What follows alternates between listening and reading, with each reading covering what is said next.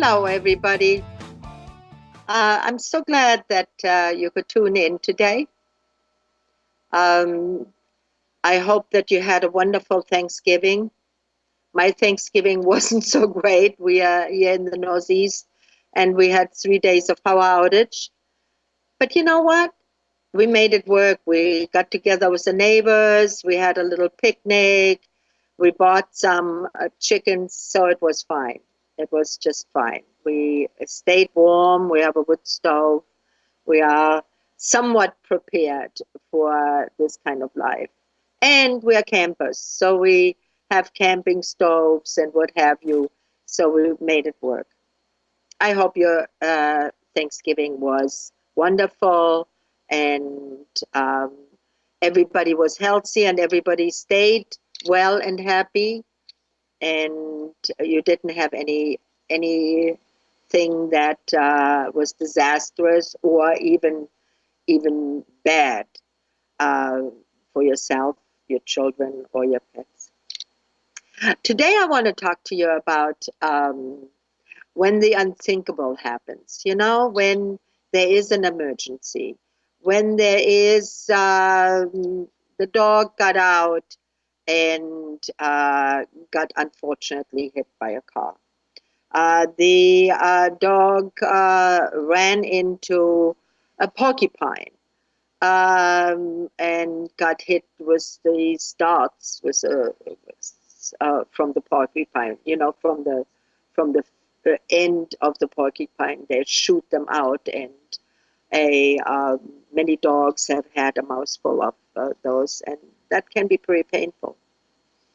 Um, anything that can happen. You know, a dog ate something, is violently ill, and is not responding, has a skin problem that you can't get a hold of. So all of that, we're going to be talking about that. Now, the first thing is we always do, and as I have always said before, I am a homeopathist, and I do treat emergency, and I'm very good in acute treating. However, I always want my clients to also know that when to call a vet, you know, and it's a good thing to know when to call a vet. So let me tell you what, maybe if you have a pencil there and maybe you want to write this down. I will also see that I post this on mylifemywill.net on the website. But as soon as possible that your dog is, let's say, has been shocked, has been bitten by another dog, um, has licked some antifreeze that was spilled on the ground, uh, is not really responding, is lethargic. So if you don't know what happens, usually we don't know what happened. Usually the dog comes in or is unresponsive, and we are like, oh, now what? So here are some good indications. One is ears should be cold or cool, not cold, but cool. They should not be hot. The nose should not be hot. It should be cool and wet. Those are the first things. Paws should be warm, just like our hands, but not hot. Um, as soon as possible, you would want to compare your dog's vital signs to their normal figures. So here are some of the vital signs so that you know of what to look for. His resting heart rate should be anywhere from 80 to 120 beats per minute. And the easy way to do that is take your watch, your wristwatch, and count. You know, start like at one point, and now you count for 1 minute, from 80 to 100 beats per minute. And he should take from 10 to 30 breaths per minute also. Should not be overventilating, you know, like like dogs do, that should not be, because that is much faster. And depending on the size and breed of the dog, the normal rectal temperature should range from 100 to 102.5 degrees Fahrenheit. And so it's always good to have a thermometer. Now, how do you take your dog's rectal temperature? If you have never done that, here's how you do it, very much so like with your child. You have your thermometer and you dip it into some Vaseline, or put some Vaseline right on the anus of the dog. And then lift the tail up, be with your front to the back of the animal so that your arm is over the body of the animal. And now you just gently insert the thermometer in. And it doesn't have to be very deep. It can be just, just so that the silver is in there, and that should give you the temperature. Now, if any of these are really abnormal, I would immediately see that you call a vet. But if you can't call a vet, and um, you you are in an area where, you know, or it's Sunday night or Saturday night, very hard to find a vet that doesn't charge an arm and a leg, depending on the severity of the case. If you, like if you spot any cuts, scrapes, or sign of injury, bleeding, or a limb that looks like it's broken, well, then you have no choice. You have to take the animal to the vet. Homeopathy will not fix that right away. Although I have, with some bleeding, where there was some bleeding, a small cut, and I have given phosphorus 30C, and and that worked. But to be safe, see a vet. Now, if you have an animal that is really that injured, how do you transport the animal to the? I had a while back, I had a very big water dog, like a water retriever, and he was totally unresponsive. Although he was not hit by a car, I had given him some remedies to revive him, but nothing really helped.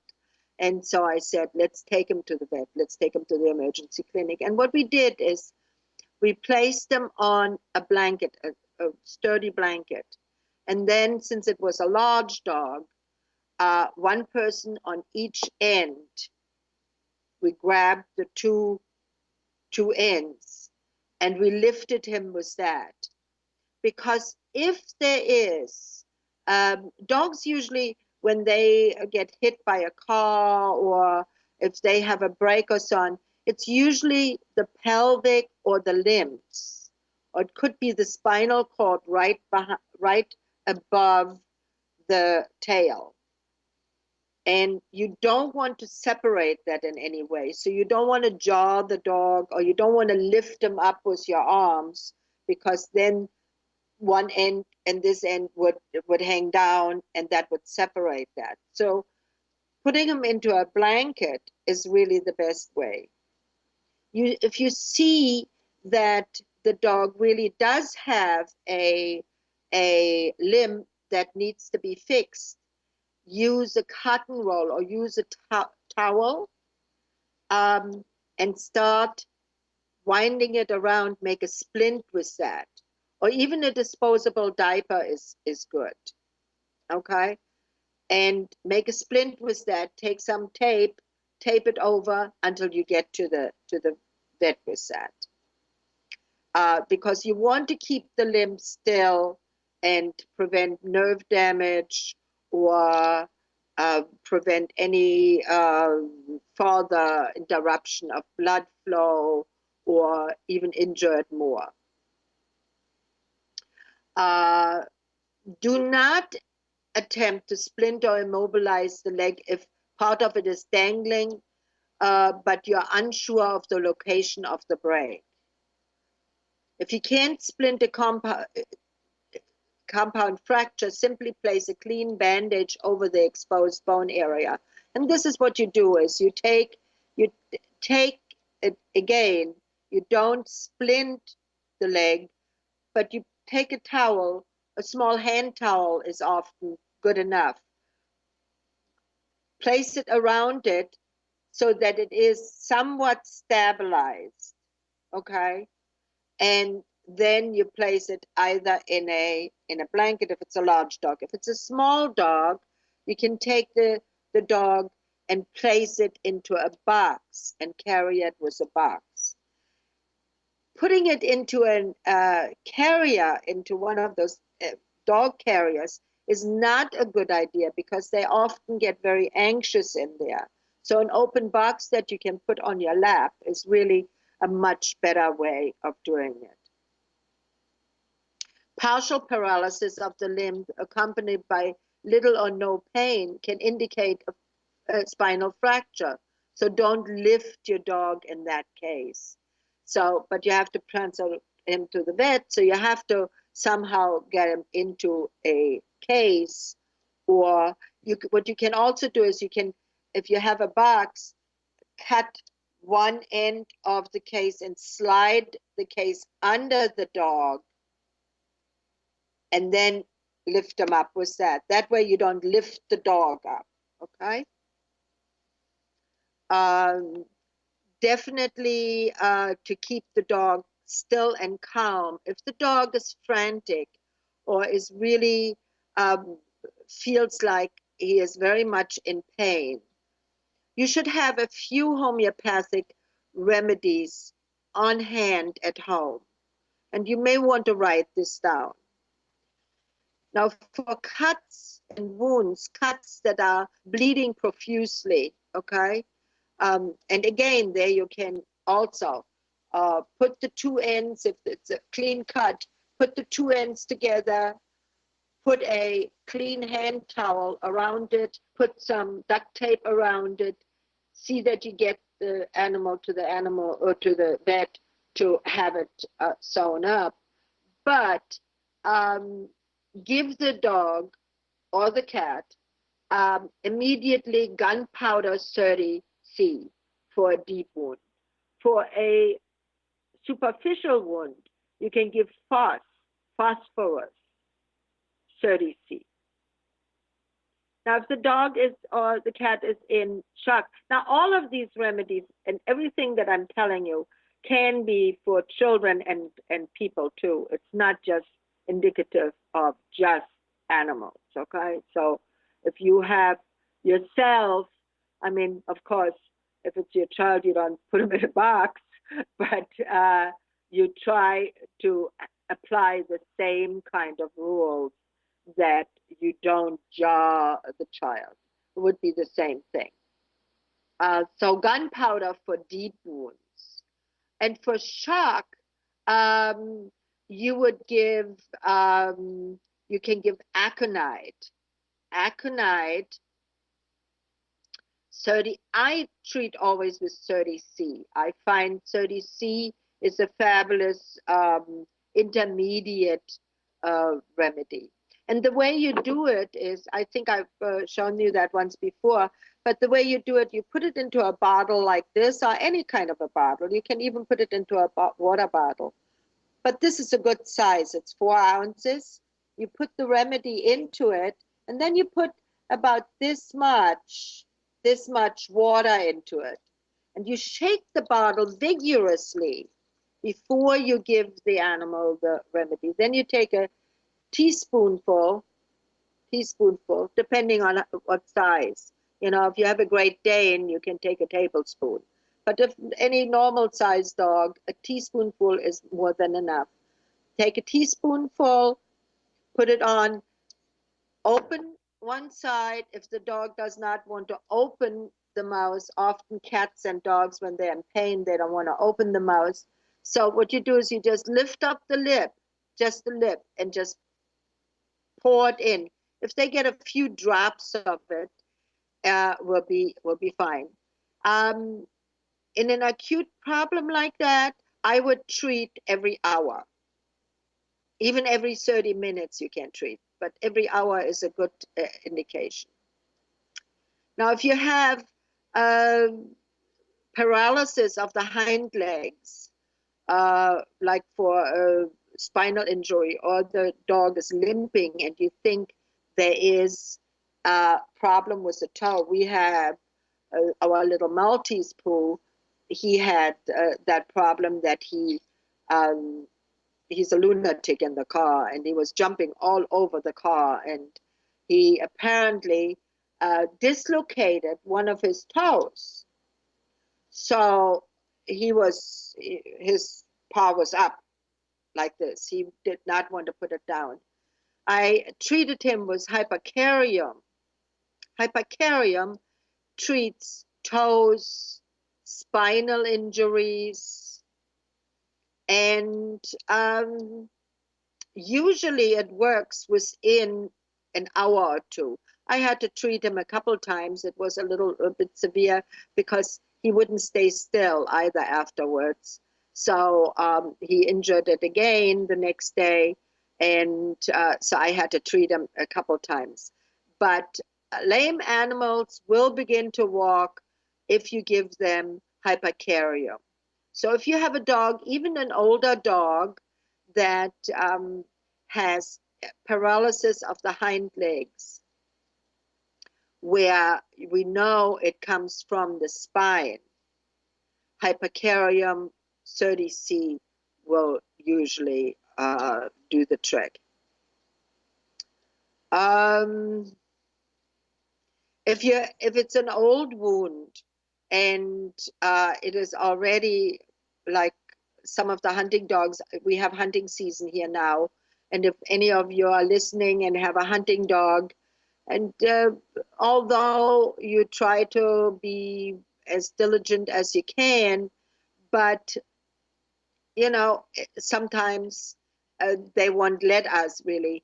But camphor 33 is good to treat a maggot infested wound.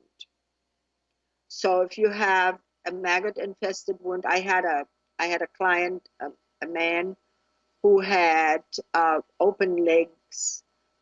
He had injured his legs and they would not heal because he also is diabetic, and they started to really, really have a distinct odor. The man, when you when he walked in, uh, you know, you could smell it. And camphor 33 would be the right thing there. We gave him that, and then we sent him to the doctor, and he was fine within a couple of days. We had once a dog also, a German Shepherd, that chewed on wood. A lot of dogs chew on wood.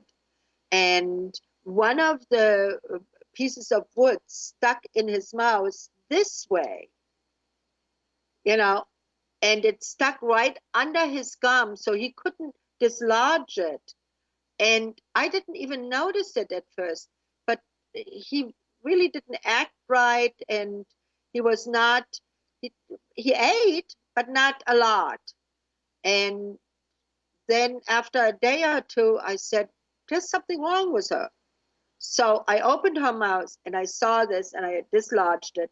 Well, what we did is uh, there was an infection in the gum from the stick. So I gave her Hecla lava. Hecla lava is for gum infections. Many of the small dogs also have gum infections, um, especially if you get a dog from the pound or so on. They often have been for many you know, times before, that they did not have enough food, and they have notoriously poodles and these very hybrid dogs they notoriously have gum problems and teeth problems. And Hecla lava usually does the trick there. There are a few other remedies also, but Hecla lava is good. Now, arnica is always my first go-to remedy.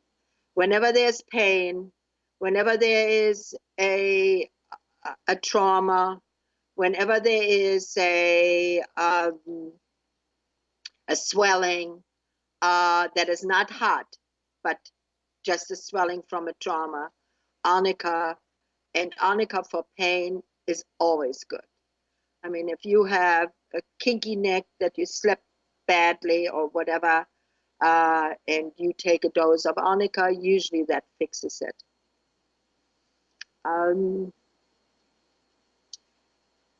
One that is not related to an emergency, but somewhat an emergency. Many dogs and animals get travel sickness, and petroleum 6C. In that instant, I wouldn't give 30C, but I would give 6C. And you can cocolos, you can buy that. All of these remedies you can buy in health food stores, and they're usually by Byron or by Highland. They have these remedies, and they are just great. But if you can't find it, or if you find that you want to get in touch with me, please do so. I welcome your input, and I welcome your questions. Now, arsenicum and nux vomica are also two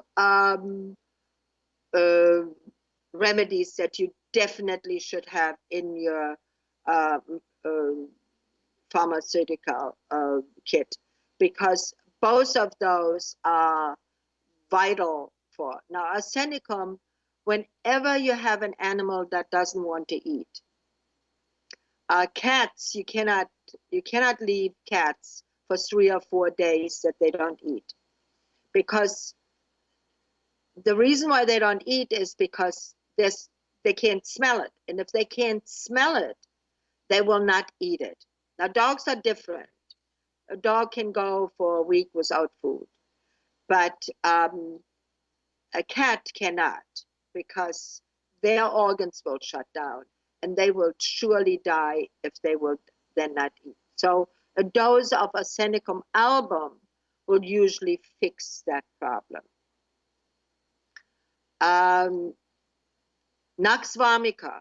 Nux vomica should be avoided after arsenicum album. So you don't give both of these together, okay? So, but nux vomica is if there's lots of constipation, or that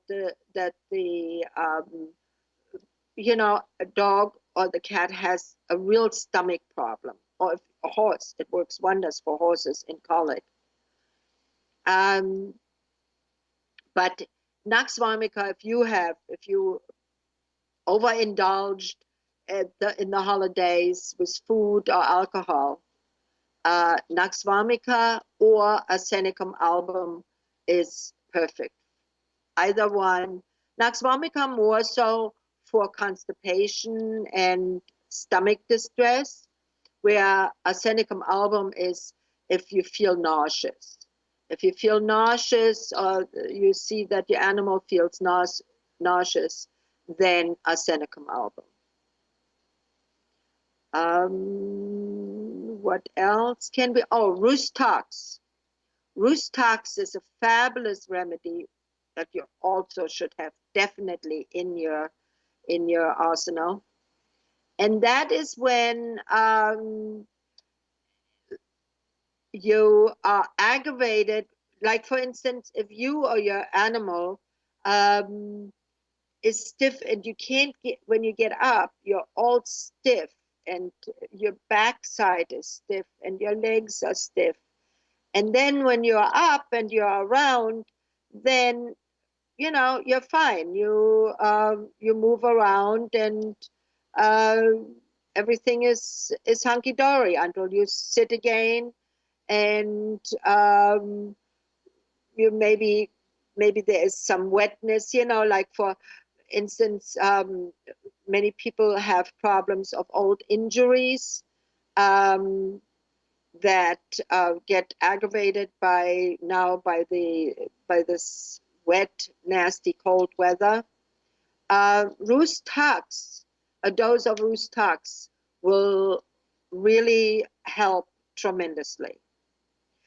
Usually, what goes along with that is also that there is some kind of itching or rash going on. Now, Roost Tux also is great is when you have um, poison ivy. You know, we don't have that now in the winter time here, but maybe more in the south where you do have poison ivy still growing. If you dog or you have an outbreak of poison ivy, take Rustax. Rustax 30C will do definitely the trick. Now, what else do we have here? What I told you about hypercarium, which is a fabulous uh, one too. Now, the other one is belladonna. Belladonna you should definitely also have. Now, when do you give belladonna?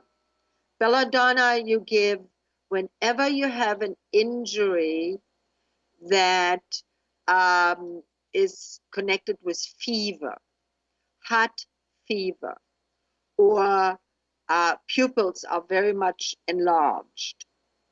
You give belladonna.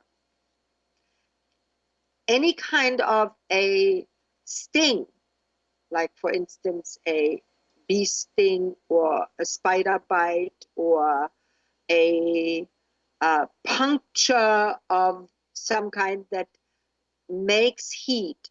Now, for instance, I have one bad knee because I had injured it many years ago, and I don't have an anterior cruciate in there.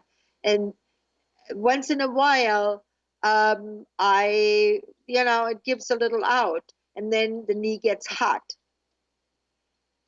I take Apis for that. Apis you take, which is the venom of the bees, and the remedy is made from that. You take whenever it is hot and swollen and red. Hot, swollen, red, you give Apis.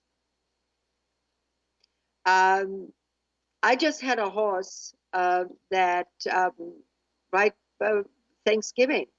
Thanksgiving, we were out of power. We were, I was sort of like, oh my God, this really, I called everybody that I had invited for Thanksgiving. We're not cooking the turkey. And I got out to the pasture, and there's my horse with a huge swollen eye, and the pus was running out of it, yellow, thick pus, and it smelled like cadaver. It was awful. It was just awful. So the first thing I did was ran into the house. I made a pot of chamomile tea, cooled it. I grabbed my hep sulfur, hepper, excuse me,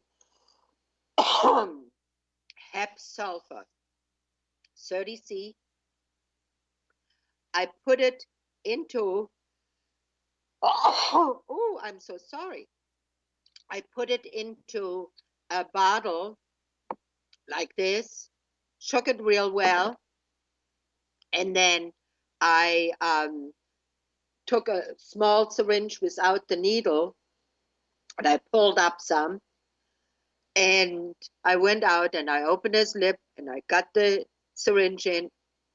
I had my chamomile tea there, and I put a lot of cotton in there, and I started to wipe his eye with the cotton and the chamomile tea. And I did that twice that day. And then next day, I did it again twice, and the third day he was totally healed. So with that, and I hope that you have these spectacular results also with your remedies. And like I said, please do contact me. Tell me what you think, if this was helpful. And otherwise, I see you next Friday, and I look forward to it. Thank you very much for listening. Bye for now.